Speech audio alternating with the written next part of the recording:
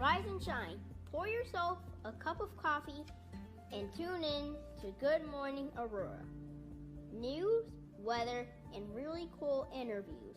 Monday through Friday from 8 to 9 a.m. Good morning, Aurora. Good morning, Aurora. Good morning, Aurora. The time is now 8 a.m. and you are listening to Good Morning Aurora, the second largest city's first daily news podcast. And we've got another good one for you today. Another great show, another great talk, another great conversation.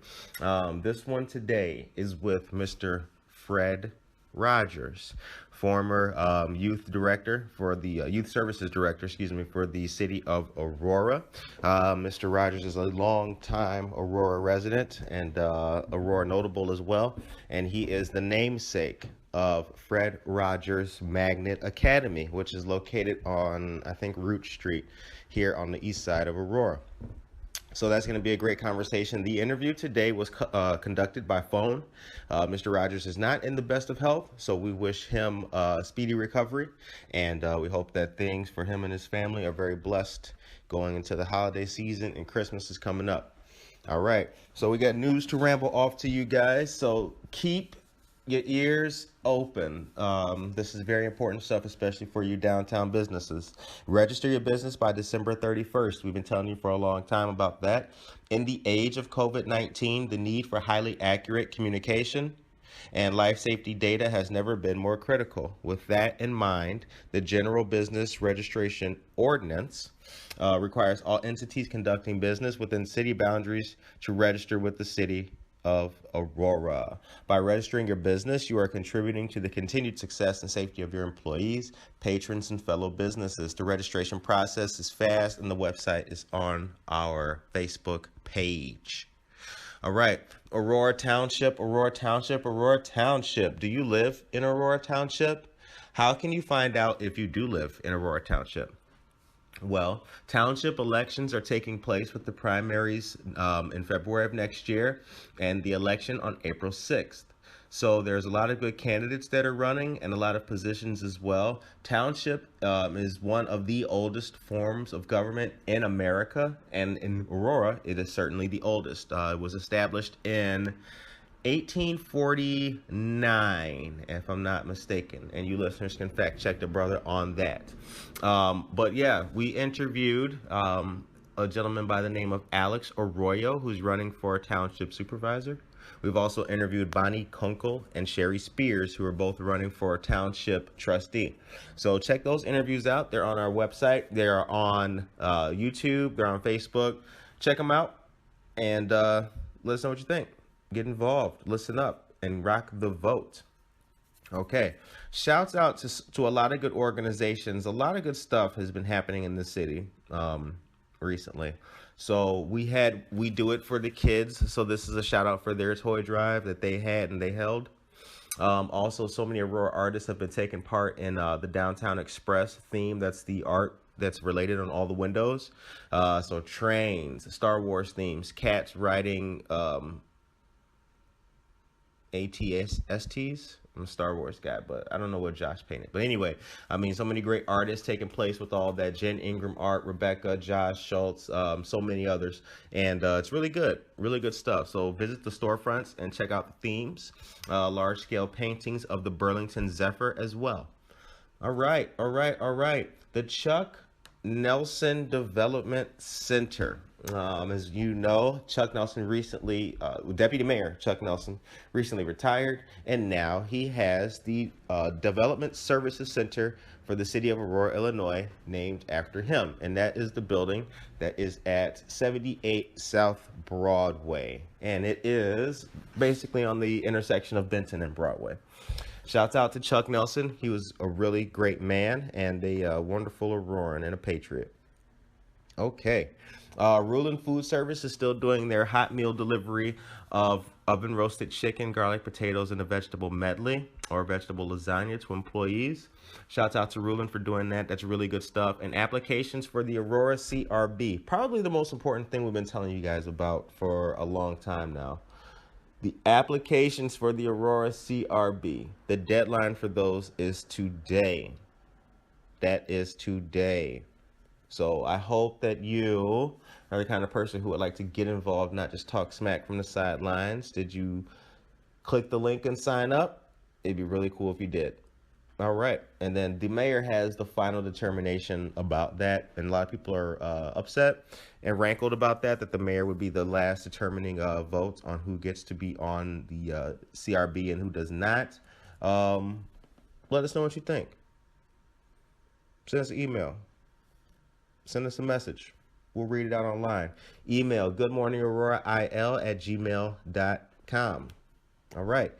And, there's also another really good thing taking place in the city here. So the Aurora Downtown Group, they've recently done some great stuff and been involved in planning a lot of good things. But if you go to their website, which is auroradowntown.org, that's how you keep up with the calendar events that they have and get more information about stuff that's going on, like the Cocoa Crawl that was without the crawl this year. So many good things. They really got some great stuff going on and taking place. Kane County Job Board, that's still going on as well. That's ongoing. It's through Rise Kit. The Kane County Sheriff's Office is offering a free job board. We posted that yesterday. Well, with the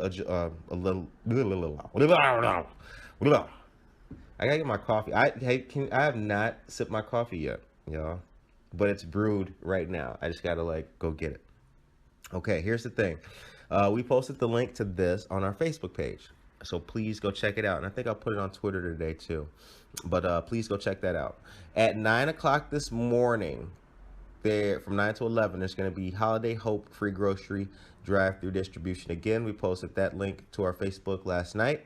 That's going to be serving 1,200 plus families for the holidays again, as the City of Aurora does so much. Shout out to the City of Aurora for all the hard work that they have done. And in a bit of bad news, Treadwell is going to be closing its doors for the moment, temporarily, because they do not have they just are not getting the business to stay open, pay staff, and things of that nature. So they are going to be temporarily closing their doors here at the Aurora location. The Wheaton one's still going strong. All right, and with that is the news. Rise and shine. Pour yourself a cup of coffee and tune in to Good Morning Aurora. News, weather, and really cool interviews. Monday through Friday from 8 to 9 a.m.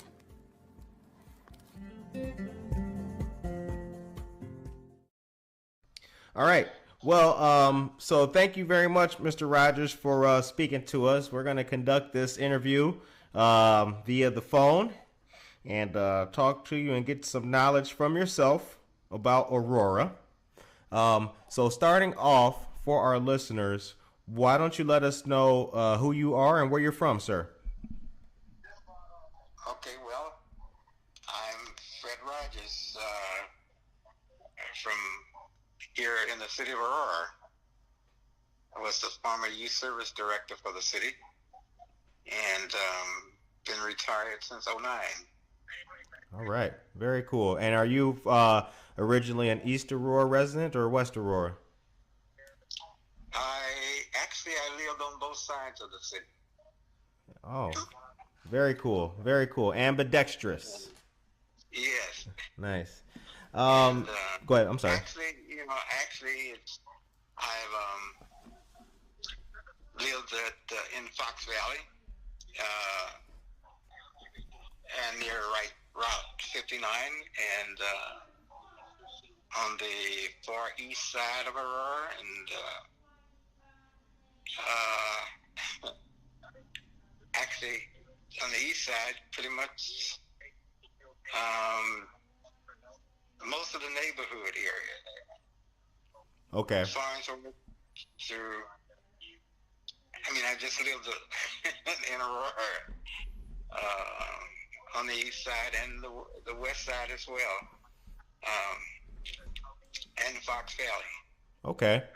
Now, growing up, what impact did your mom have in your life? My profound impact on my life. You know, I must say I'm not originally. I wasn't born in Aurora. I was born in Alabama. Oh, wow. And raised in Alabama, and was there until 1965. Okay. Alabama. Came to Aurora. What do you remember about Alabama? Oh, those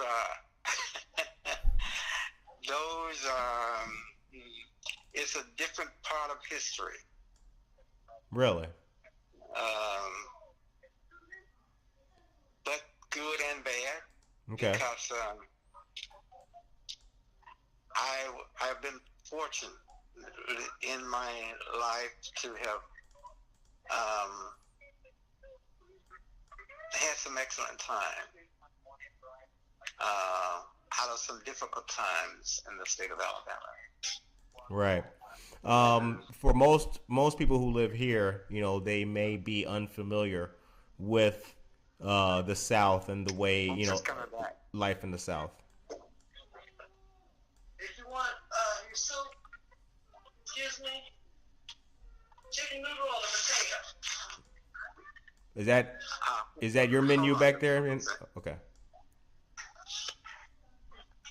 I'm on an interview today.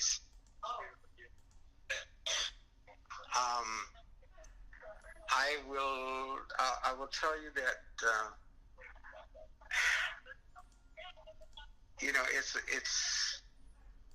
it covers a great span of history.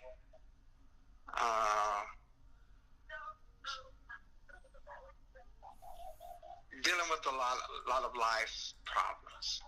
Okay. Now, did you find that the Alabama experience, did it have any parallels here in Illinois? Oh yes, definitely. Talk about some of those. But I must say in Alabama, I had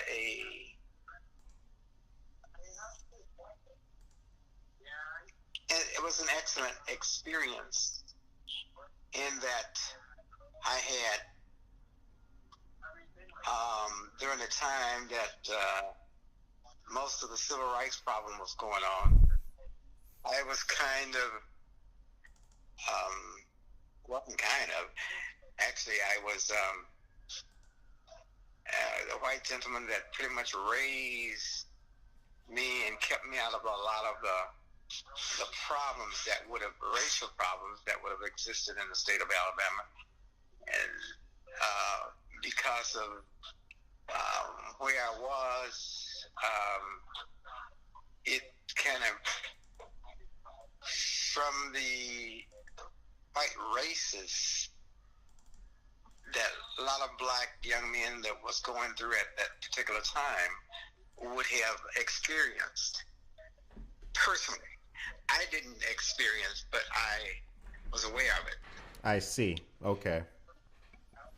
Because I was the first black that worked in a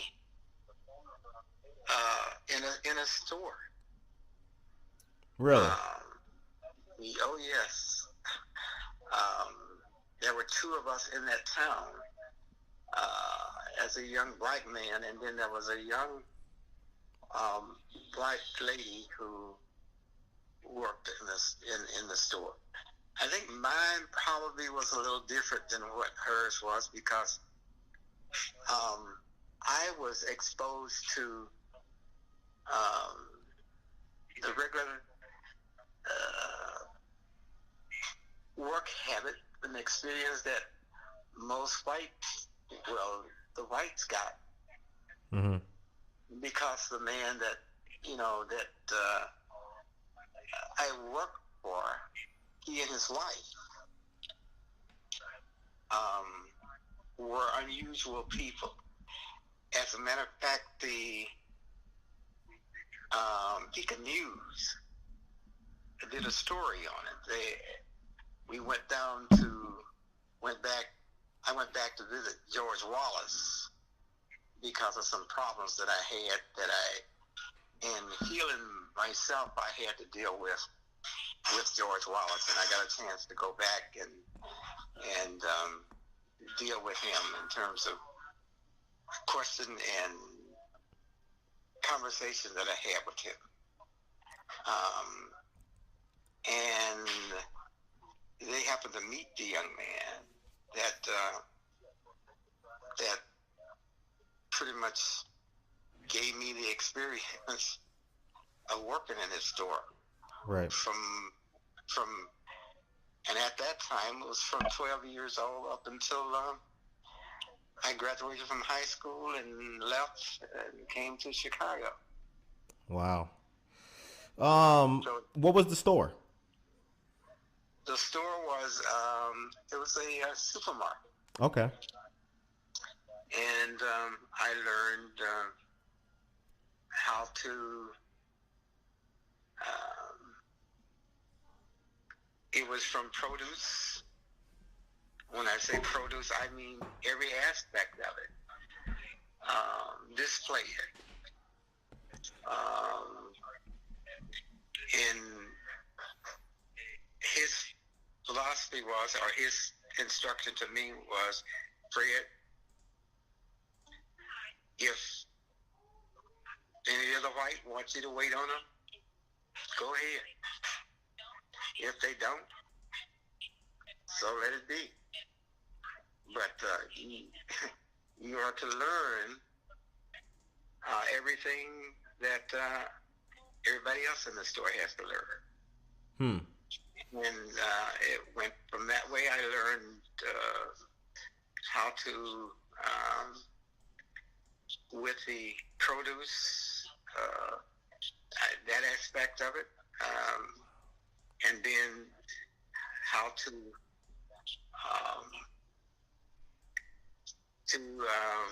display, the groceries on the shelves, and to the meat department,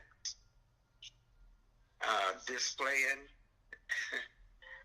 as well as how to butcher. So I learned the whole aspect of it, cashiering, right, operating the cashier, and a very, very excellent experience that happened to me, as I look back over it now. Right. Because I didn't go through the typical racist. In other words, I didn't have to be held back from the racism. Right. I had to deal with it. And dealing with it, his thing was, well, you know what? If they wanted you to wait on them, you wait on them. If not, wait on somebody else. And I learned, he taught me how to use the cash register, how to use the adding machine. So I got a wonderful experience in working for him, and he was an excellent man. And as I say, the Aurora Beacon News went back. Steve Lord and Darnell Collins, the Beacon sent them down to follow him, and met the man that I work for, and that shielded me from a lot of personally the comments that would have been made they handle those things. Right. If someone came in and made some comments, they dealt with it. So And he had to deal with it too. so I mean, you're young. You're working at a grocery store. Um, why? We'll speculate on the why, but what kind of comments? What would make somebody want to say nasty comments to a kid who's working at a grocery store? For heaven's sakes. It wasn't just kid; it was a black kid. And naturally, the white kids didn't, they didn't have to confront those kind of remarks. But it was because they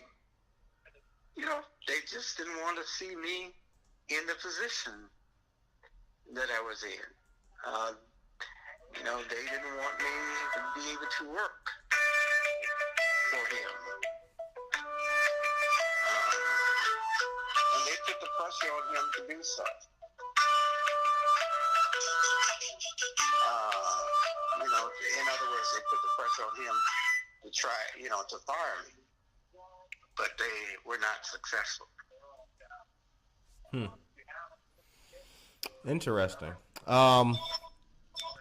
When we talk about some of the problems being faced, especially for young people, when it comes to discrimination and things like that, what do you think?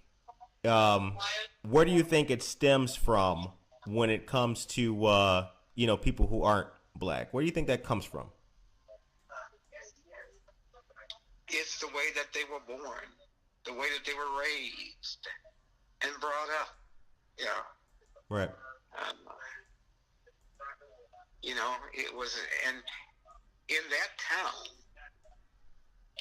that I was, raised in, there were only two races in the town, and that was the blacks and the whites. Right. It just wasn't. I still need a question. Tell them just whatever, just get me whatever. I can't be interrupted.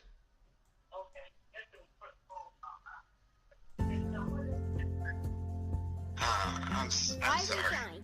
Pour That's all right, yourself sir. a cup of coffee and tune in to Good Morning Aurora. News, weather, and really cool interviews. Monday through Friday from 8 to 9 a.m. They were brought up that way, and they were brought up that way, and I just couldn't. Yeah. Do you think, so here's another question I have for you. Do you think that as time progresses, it's 2020, we're about to move into 2021, do you think that those climates of bigotry and hatred will go away, or is racism and bigotry just part of the human experience?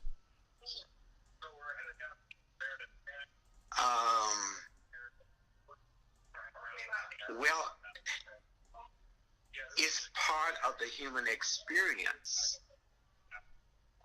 because we as human has made it that way.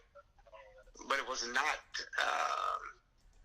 I'm a firm believer that those things were not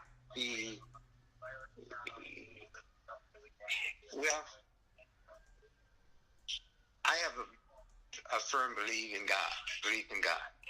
Right. And while I believe very strongly that he has a hand in all of this, but that's what racism does when people come up and you hate each other. And as we grew and are continuing in life, the growth, it's there. Right. But but it's not something that I don't think forever. Right. It will definitely make a change, but we will always have some form of it. Right. That's a good point that you bring up. So now you go from what year, or was it 1965? You said you came to Aurora. Yes. 1965. What was Aurora like in 1965? Well, let me say that. I said 1965. I came. It was in August of 1963 Okay. that I came to Aurora. Oh, okay. Okay. What was Aurora like then?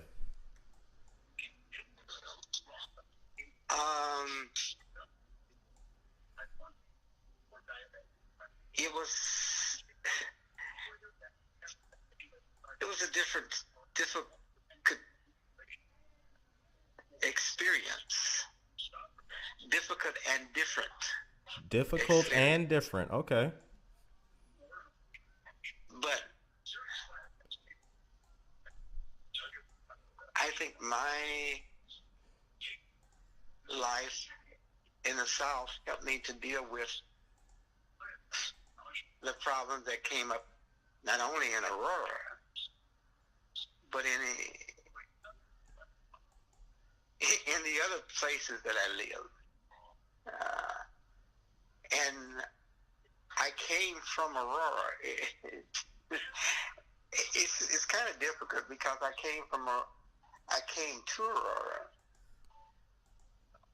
from Sycamore, Illinois. Okay. And as a result of that,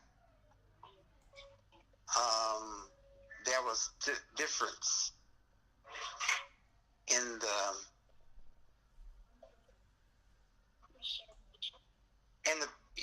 problem that you are faced with. I see. What was Sycamore like? Sycamore was a wonderful town. Okay. It's an interesting town.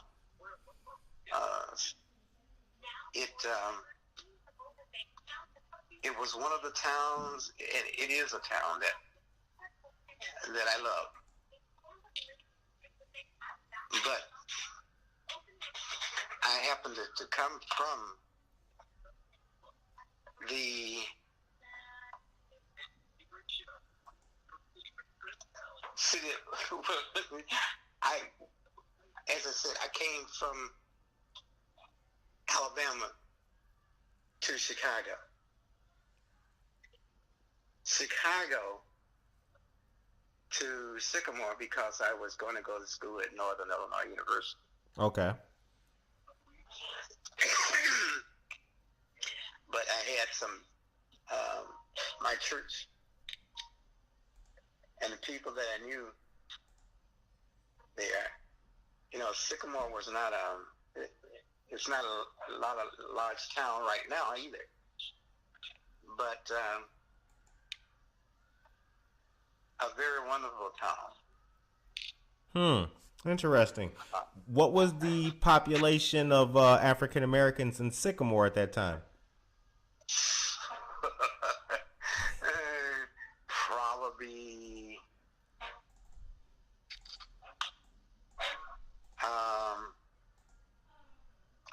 I think the city of Sycamore was, at that time we had about 6,000 people.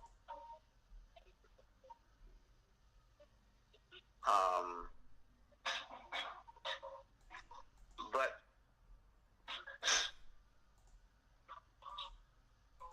I believe that out of the 6,000 people that was there, and we probably had maybe no more than 30 families, if it was that many. Wow. Blacks. But the citizens there really accepted people. And they still today, I have a very good relationship between the blacks and the whites. Right. Wow. That's an interesting what a change some years make in locations and everything. Wow. But it has just been an eye opening for me in terms of, when I got to looking at the race and how people treat each other and the things that we were to confront. I didn't see any difference for a while between the racism in Alabama and I did in the North, except one thing. And you hear that today. But that is changing. That is changing. What was that one thing? Between the two races, if a white person like you, they like you, and they will let you know it. If they didn't like you. But here in the North, it was a front. Right. But, it's interesting how you have to deal with those issues. Right. Yeah, I know what you mean. But it still keeps me looking at what is happening now between the world that our president has brought forth and the world in which we have to live with. Interesting. Reality. Right. None of this that is being done now in terms of Trumpism and that, I don't find it to be that's strange. I don't either. Because that's the way it was. People said, "Oh, well, that went away." Well, yeah, it went away. But where did it go? Well, no, I know what you mean, sir. You hear people say that, this president has given people the right to be racist and he's making them comfortable. No, he's not. This is a day at the office for these. Right. This is baked into the cake for them. That's right. And I do think that the only change that we see, which is quite unfortunate, is that the age of people who think this kind of behavior is cool or something like that is younger now. You got some real youngsters who believe in this mess. Mm-hmm. Without being taught by their parents, like in Alabama days kind of thing. Right. Now I would like to know your opinion on a couple of things, but the first one I kind of want to tackle with you is not just in Aurora, but do you see have you seen like we'll call it the system. We'll use the system in a loose term, but has it always been that the system helped or perpetrated bigotry and prejudice and things like that? Oh, sure. Okay. But it's no difference between. Well, I shouldn't say no difference. There's a difference in it because of the way in which the approaches come now throughout in terms of racism. Okay.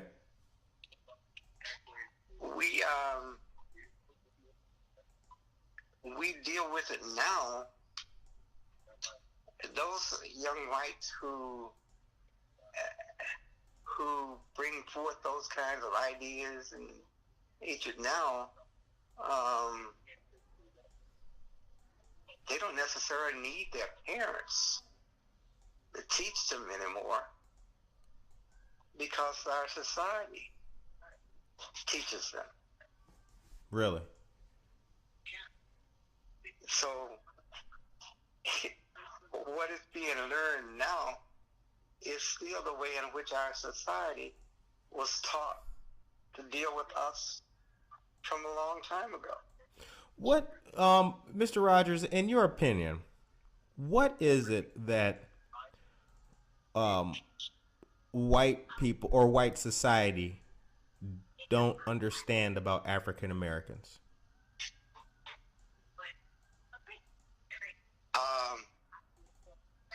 That's a good question. And my solution to finding the answer has been, but you know what? The racism or the racist questions now is still the same as it was then. We still had, reason why I have to look at it this way is because during the civil rights movement, I could not allow myself to look at what was happening to us without looking at, on the other side, there still was those people who were standing up right and saying, well, wait a minute, that's not right. Right. So I can't, I would be totally wrong if I said there weren't people who were standing up against racism at that time. Right. That's a great, well said, sir. You're right. You're right. But it's still happening. We're still confronting it today because the people that are in charge of the system today Rise and shine. are Pour still yourself basically a cup of coffee and tune in to Good Morning Aurora. News, weather, is and raised really different. cool interviews. Right. Monday through Friday from 8 to 9 a.m. And we now have to deal with that issue based upon the today standards. Right. Understand what I mean? It is no different. It is no different, but it comes from a different direction. I see. But when we're dealing with the race problem, we have today, and I would one of the things that has really stayed before me is during the time in which the civil rights movement, the civil rights people were coming into the South. Are you talking about like workers and? Right. Okay. And you see,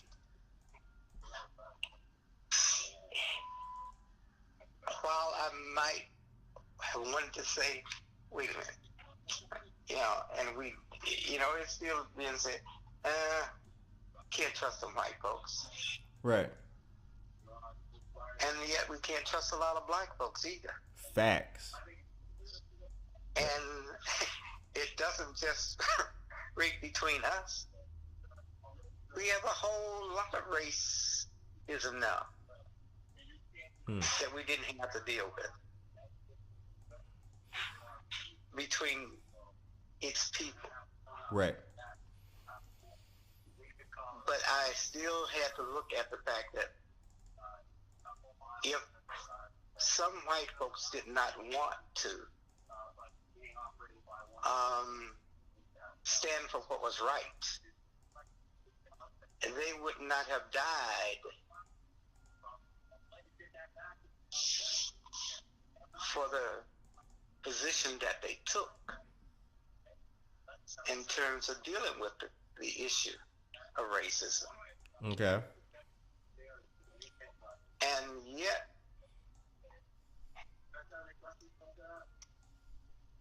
it hasn't gone away. It still exists today. And we still have to deal with the same old system of, can a black person be given an opportunity? I shouldn't say given an opportunity, because the chance and opportunity should have been afforded to them from the very beginning. Right. And since it weren't, you know, people say, well, I'm not going to let you operate my store because you don't know how. Well, you know, I look at that and say, well, you know what? If you had the opportunity to learn, you would have. Right. Black Americans who would not be stereotyped the way that you stereotype them, because it is not on them, it is on you, because you did not give them the opportunity that they should have been able to have. Right. That's a good point. That is a very, very, very good point. You know, so the main thing is that racism, whether it's Aurora, Chicago, or wherever, it's racism. And yes, we still have some walls that we have to break down in order to be able to reach the position that we need to be able to stand and say, I've overcome. Right. But it's not going to be easy. And black folks now don't mind it not being easy. That's true. That's true. Because we are going to take that opportunity now. It has changed. Our world has changed. While it's racism, it has changed. Right. And it has changed because we have help from, first off, what I am proud about, blacks are now taking upon themselves the opportunity that they need and able to move ahead without having to succumb to the problems that they face. Okay. This last election taught us a lot. Right. Look at what is happening now. And we haven't seen anything yet in terms of racism and in terms of race and in terms of how we are going to be affected by what racism brings about, because you got Hispanics and Indians and all.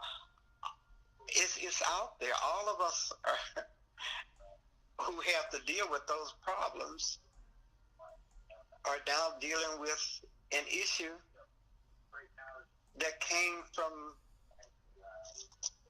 what blacks had to deal with. Well, in the old days. Right. Yeah. And in the old days, but the young people who were being taught, and who taught their kids, and at the same time, there were those who were teaching differently and believing differently. So, but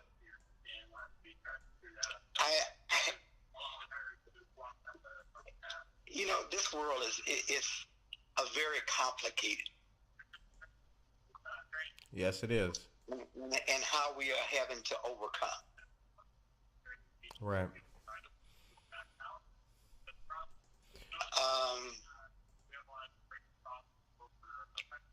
But will we overcome? Oh, yes. Right. And here with in the city of Aurora, we've always had those people who believed in what was right and would stand up for what is right.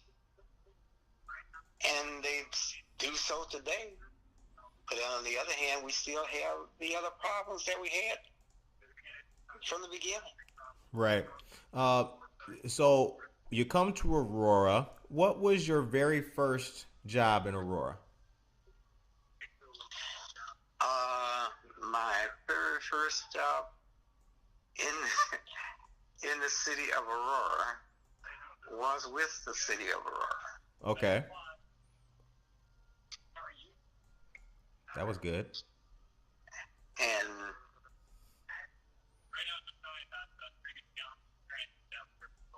it has been a very, very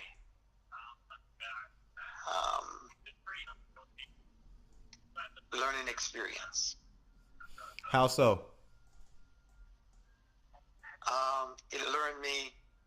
It taught me about racism in Aurora. It taught me about the political system and the racism that causes some of the problems and how we have to deal with those problems. Okay.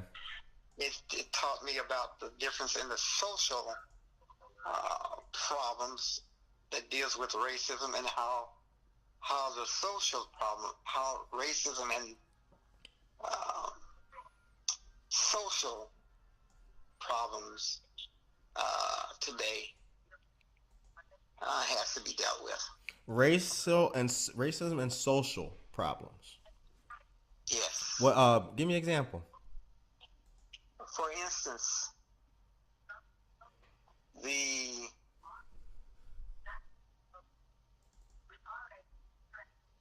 when I was first started in the city of Aurora,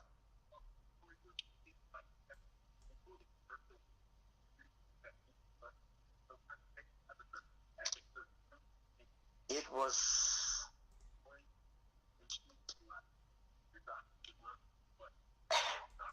I had to really look at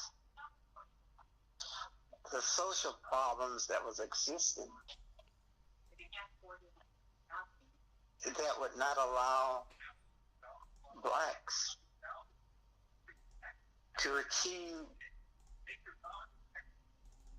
what their worthness were. Right. What their worth was. And what the social, first off, you're only going to be able to to work with a social problem that dealt with, for instance, if a white kid and a black kid, no matter how much they were able to get along with, or how good they were able to get along with and deal with each other, that growth was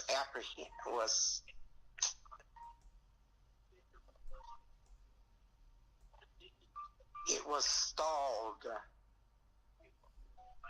by the social problems that existed from the older. The kids wanted to move ahead, and they did move ahead, but they could have moved ahead a lot faster and a lot more successful than they did, and then what they are experiencing today. So,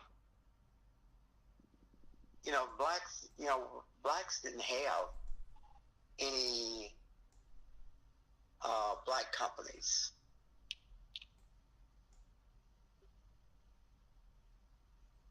And any black examples, right, mentors. And as a result of that, their social problem was stemmed because you couldn't get into the businesses. right. You weren't hired.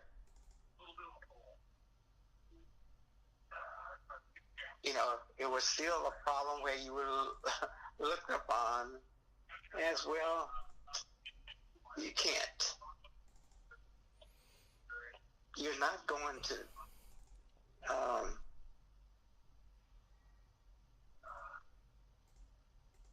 well, let me put this way, and maybe you understand what I mean. When I started with the City of Aurora,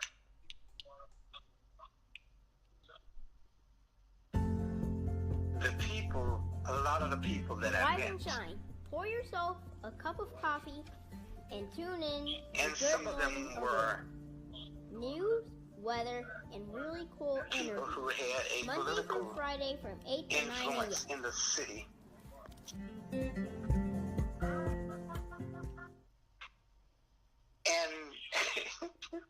I said, no matter how they thought, what good a person they thought that I may have been, they still knew that I was black. And while I had reached what they thought was a height in the social and the political in Aurora, talking to one person, very influential person in the city of Aurora, business-wise. He said, well, and I just happened to make mention, well, we still need to get more blacks, young people, working for the city. And only to be confronted with, well, now we got all the blacks that we ain't hiring no more blacks in the city. Right. And I'm standing there ready to say something that was not very nice. But then I found a very nice way of letting them know how I felt about what they had said. Right.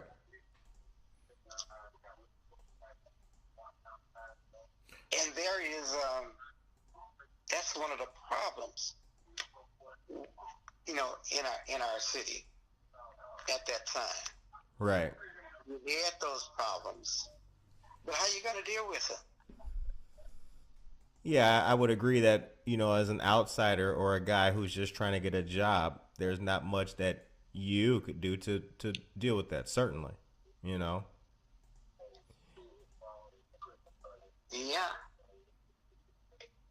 Except that I said, I'm going to find a way to deal with this problem. I am going to find a way of dealing with this problem. I'm not just here because I need a job. Right. I have a job to do that is not spelled out in what may be the personnel policies of the city at that time. But it made me aware right then and there from what he said, and knew what my challenge was going to be. But it wasn't about to sit down and say, oh, let this pass by. Right. Because that woke me up. That told me something, what I had to do in order to even do my job that I was hired for. What at that time was your job specifically? It was the youth director for the city. Youth director, okay. It was, well, I'll say now, being the first black to be in that position, I was one of the few blacks in the city administration. Okay. That was another one of my questions, like how many black African Americans total were there? Oh.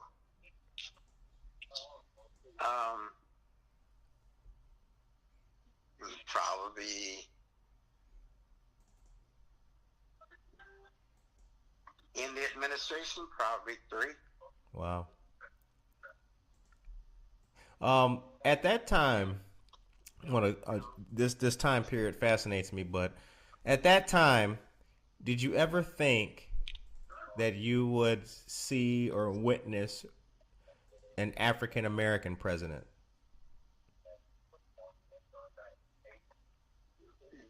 Did I think that I would see it? Yeah. I had always hoped. And because my hope and my faith gelled both together, the hope that I had and the faith that I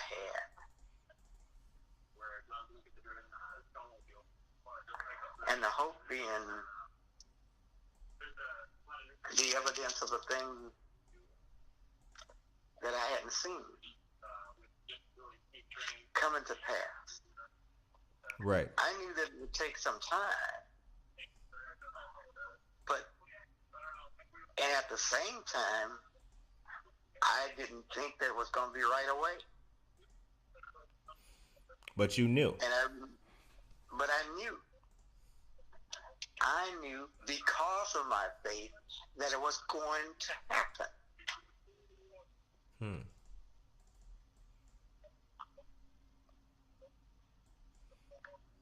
And I knew it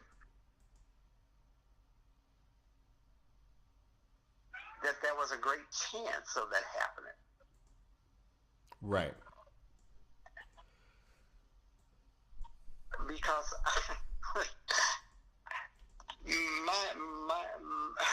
my way of looking at things was much different than the way I guess a lot of other people were, because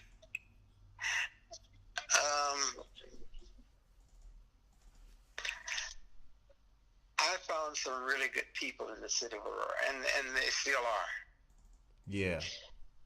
And as a young man, a young black man, when I had,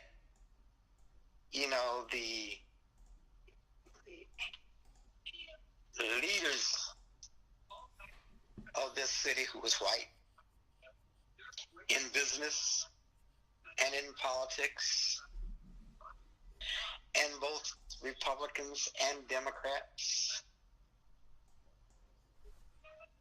I'm looking at those people who were thinking along the same line that I was thinking in terms of my hope.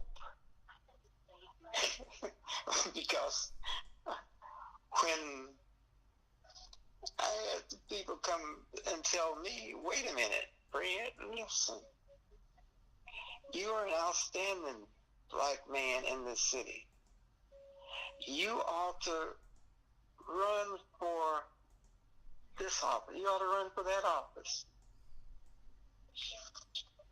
And I looked at him and I said, but why?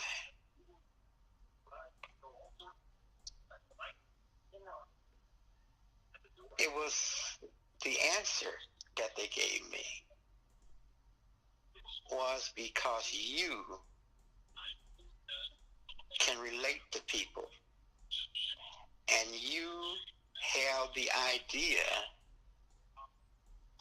as to what need to happen in order to make Aurora and make a better Aurora and a better world than we have today. And you can help, and you can do that. Right. And you ought to be out there doing this. And those people, they were great influences. Yeah. And I relied on their influence, not for me, but for them being able to take what they were trying to get me to do, to support people who were in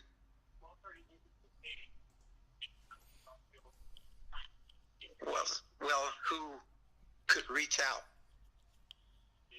and beginning to do some of those things that they were wanting me to do. Right. I never wanted to be a politician. Why not? Oh, no. It just ain't me. See, I wouldn't, because I would tell people not what they wanted to hear, what they needed to hear. But what they needed to hear. And of course, some of those people would still be, it would be, I would be telling them what they wanted to hear. Okay. I can understand that. I understand. But it was very interesting. And so, no, I wouldn't want to be a politician. Right. You know, they said, well, you ought to run for all of them. You can all of them. You can be even saying mayor. That wouldn't. If I woke up and found out that I was the mayor of the city of Aurora, I'd run away. Fred Rodgers, mayor of Aurora, it had a nice ring to it.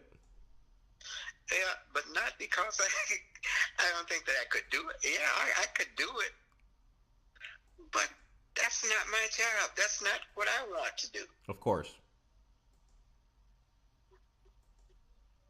And at the time when I was appointed to the job and when I accepted and said, I thought long and hard as to what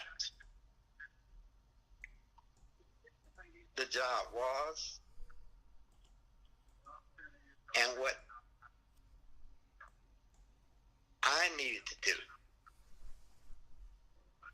And I'm going to say this about David Pierce, who's the mayor that appointed me.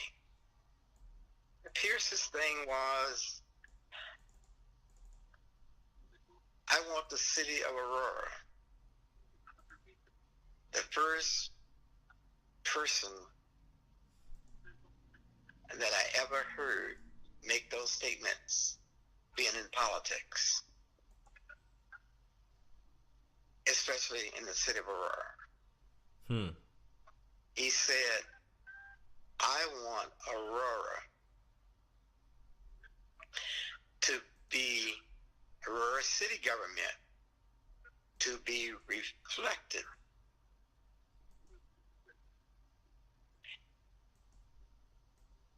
the same as the makeup as the city of Aurora. Right.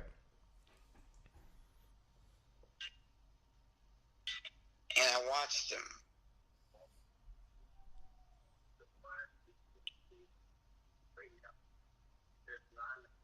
And this is me. Some people may not agree. But I know a lot of them do, and they did. And they told me.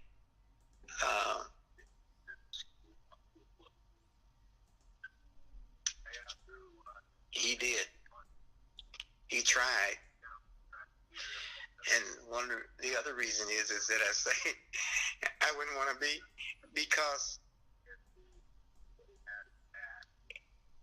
people are going to tell you what you should do and what they want you to do. And when you don't do it, they're going to get angry with you. And that's why I said, it ain't for me. Right. Yeah, that's a good point. Because, if they voted for me once, I know the political games that are played, you may not be, and then the next time. Right, yep, that's all yeah, exactly. You can do a million good things, but all you got to do is vote no one time on garbage stickers, and that's the end of that. That's right. That's right. Aurora. But News, weather, I and looked really at cool him and Monday through Friday from 8 to 9 a.m. What he said in terms of when he hired me is, you have a job to do. You do your job. Right. And there was another person that was working there in City Hall.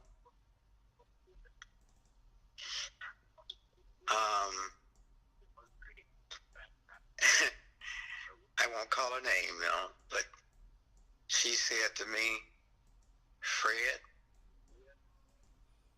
you got that job. And because I was running into some problems, but she said, you know what?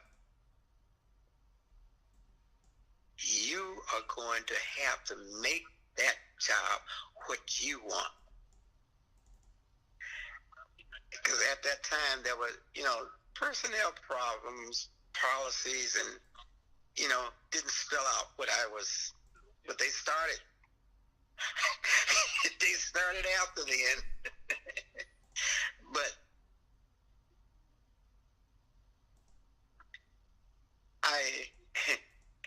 and I don't know whether, that's because that's just me. I found out what I needed to do. Mm-hmm. There was no policy. There was not a description. Oh, you're talking about with your job, right? Yeah, with the job. Yeah. As a youth service director, one of the issues that we were facing in the city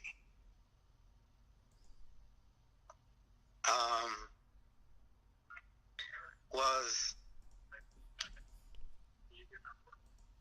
why don't the young people, why aren't there more blacks and Hispanics and working for the city of Aurora? Really? That was a problem back then? Of course, there weren't any working. The ones that were working at that time were, it was the good old boy. And, I understand that. It wasn't any need to have a personnel policy. Right. Because if you needed, then John Doe, who works and has a position in the city, he just said, well, to the personnel person, hey,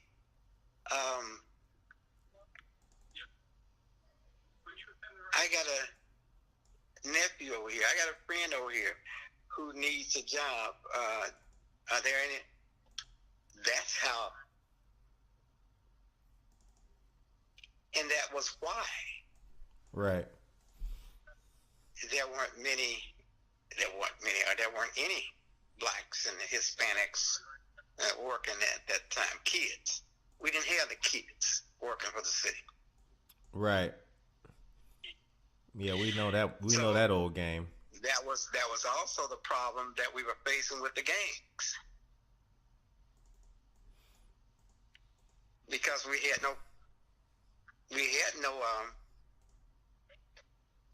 jobs for them.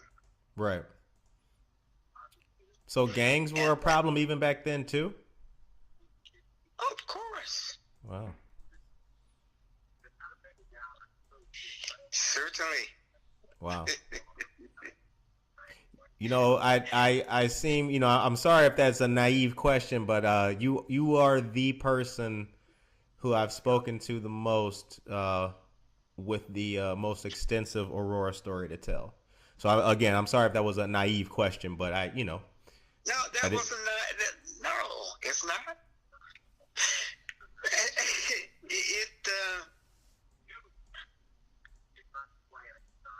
Well, people just didn't see.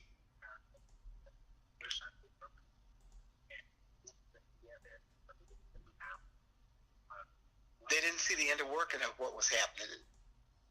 Right. Mr. Rodgers, what would you say your best moments were working in the city, being a part of our community?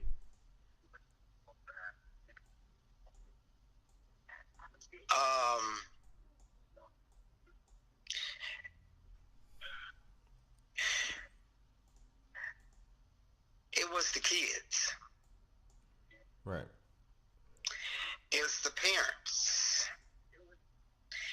and the people that I met, and that those who came forward to even support me in the programs that I was trying to bring forth for the kids. Yeah.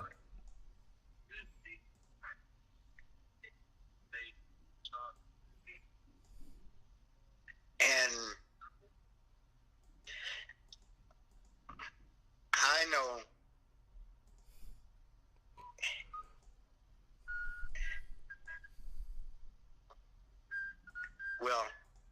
I'm giving away, I'll give it to you because it doesn't matter anyway. Please share. It was my intent to fulfill the obligation that I had as the youth service director for the city. If kids didn't have any jobs, and if the city didn't have any blacks and Hispanic kids working for the city, then as youth director, what are you going to do? Yeah. You find a way in which you can work, right, to make that happen. Right.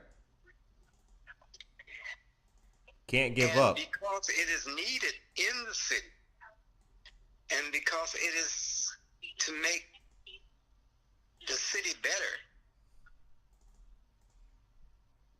then you have to do it. Right. Can't give up. No. So I created jobs. Right. I like that. I created jobs and put kids in them in a position, and it wasn't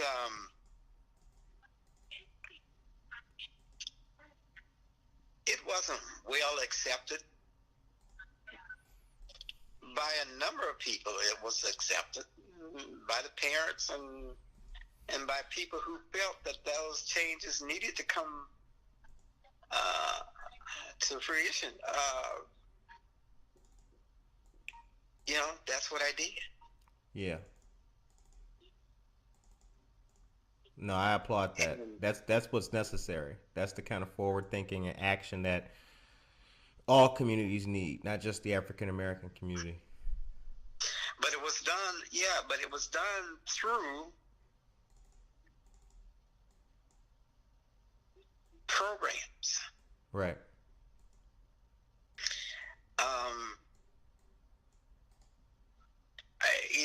We did a number of Aurora summer camps.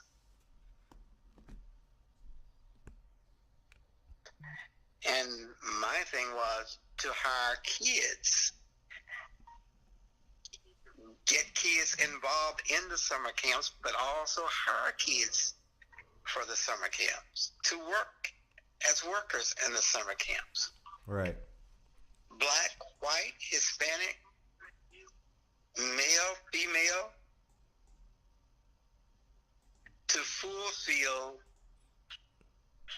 what had already been talked about by the people in this community as saying, we don't have any kids working for the city. We don't have any black kids. We don't have any Hispanic kids. We don't have... So that's what I took as a main purpose of working with kids for the city of Aurora. Right. Right. I didn't make a lot of people happy. Sometimes that happens when you're on your mission, right? Yeah, and it didn't matter. Right. I know that if you didn't want me, just fire me. Right. If that's what you didn't want, if it wasn't, but I never had that problem. I never had that problem with the mayor. I think with any of them, they supported me. If some of them even may not have thought that it should have been, but they supported me, and I must give them credit for it. Every mayor that I work for has given me the support. Right. But it was Mayor Pierce though who was probably that most profound impact. I mean, he was the person that was in office when you came, correct? Yeah, he's the one who hired me. Right. Man. And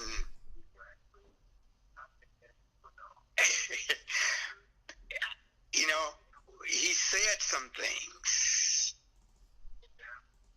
And when he said, not only to me, but to others, that he wanted the city of Aurora, city government, to be reflected of the Aurora community.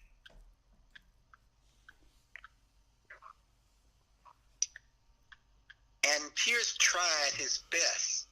I understood that there were some things that he wanted to do, he couldn't do, because we were dealing, at that time, unions were just beginning to come into. So you couldn't just put people in. Right. But it was just, it was just great to see him doing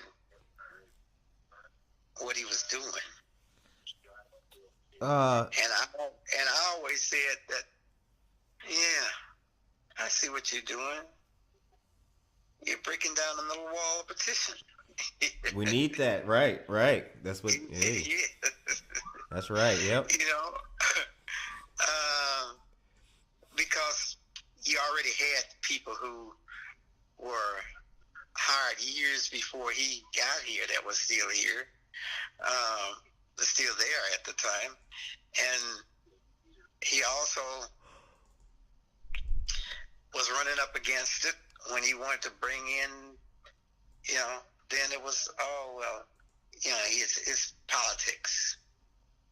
But what he was trying to do was make the Aurora city government reflective of the community. Right. Yeah. But he had a rough time. But I think he was one hell of a mayor. Right.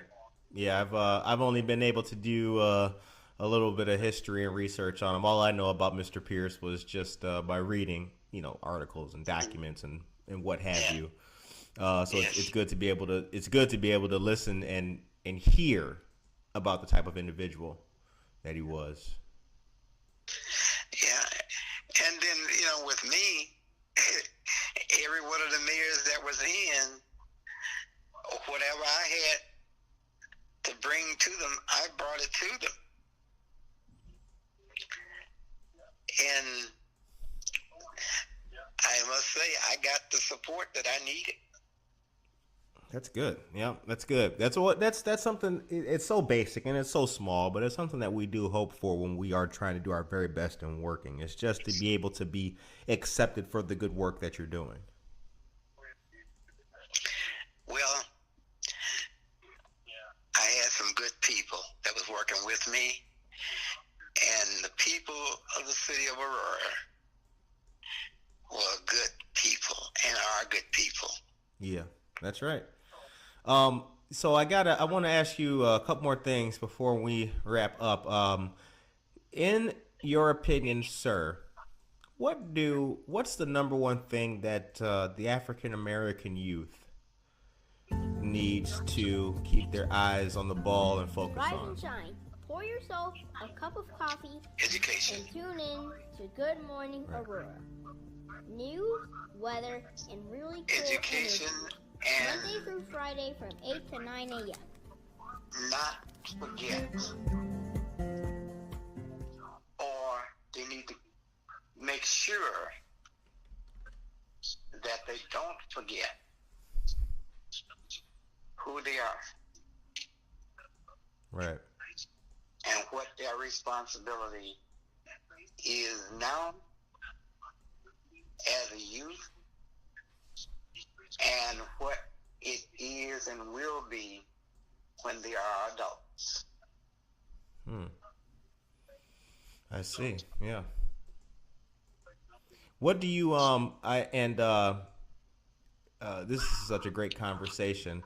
I mentioned to you that when we spoke on the phone briefly, I mentioned that I recently moved, so I'm not too far away from the Magnet Academy.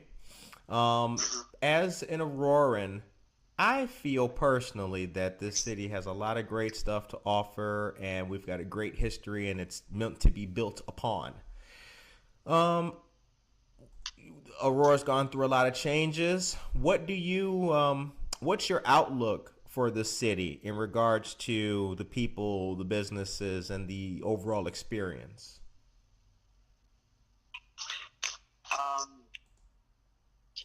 I think we have some excellent leaders.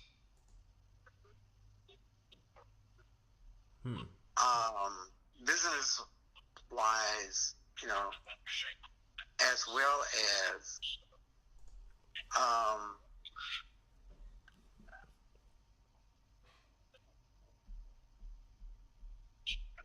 the support that they are given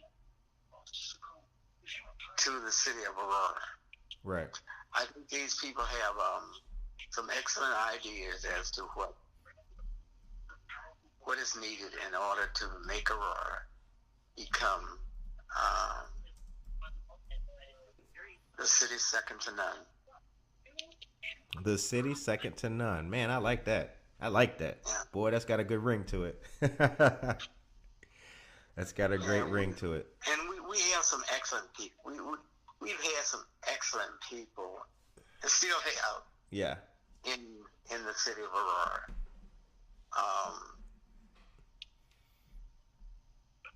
And I just hope that they will continue. A lot of them have passed and gone because they were, older business people, but they had a good idea. Right. And then the mentoring that is needed, for the people who need to make Aurora, that is needed in the city to make Aurora that city second to none. Right. We have some excellent, and our schools are putting forth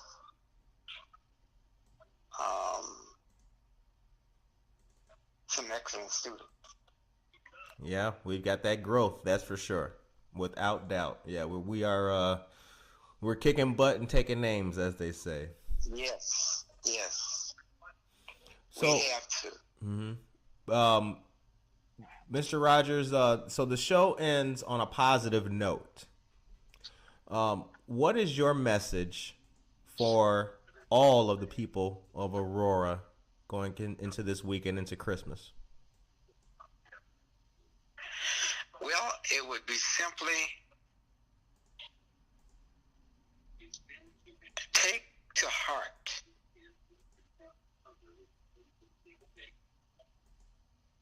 the meaning of Christmas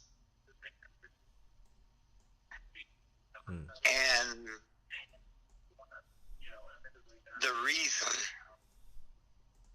for the season. All right. The reason for the season. Right. What it's all about. What it stands for and what it means. The reason for the season.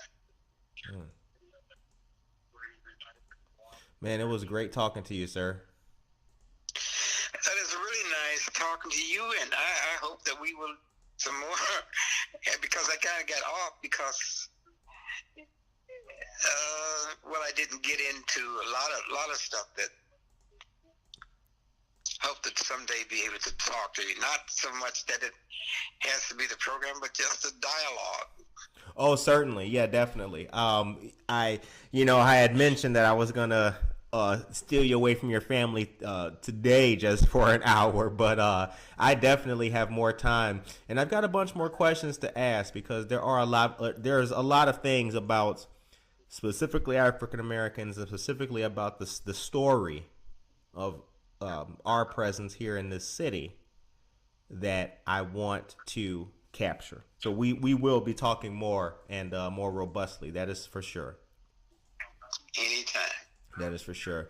So Good Morning Aurora as a show, we really appreciate your time and speaking with us, sir. And on behalf of all of the listeners, we wish you a very blessed and a gracious Merry Christmas with your family. Thank you. And we will make sure that we live the seasons. Let us all remember the reason for the season. The reason for the season, yes, sir. I'm going to be in contact with you, sir, but I hope that you have a great rest of this day, and God bless you. Thank you, and you too. Bye.